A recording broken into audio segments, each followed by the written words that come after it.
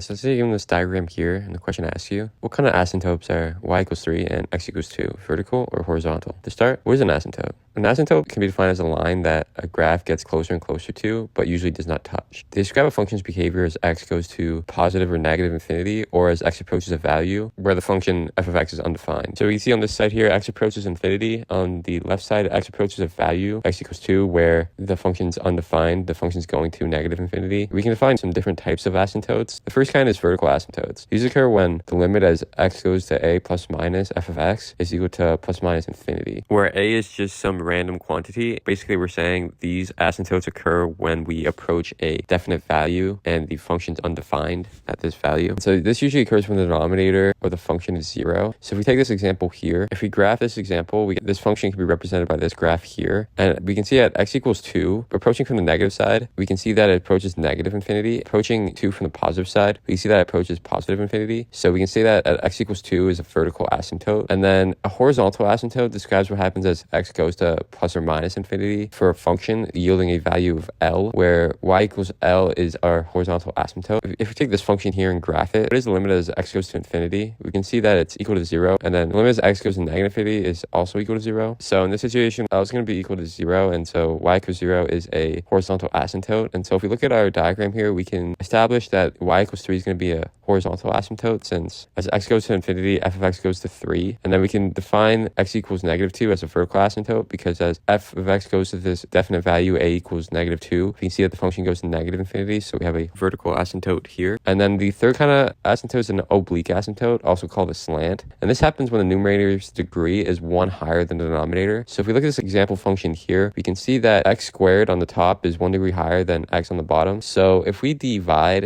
and re-express a function like this, we take the limit of the function as x goes to positive or negative infinity. This term on the right here is just going to go to 0. It's just going to be equal to x. So f of x goes to x as x goes to positive and minus infinity. And this means that there's a slant asymptote at y equals x. So the graph of the function would look like this.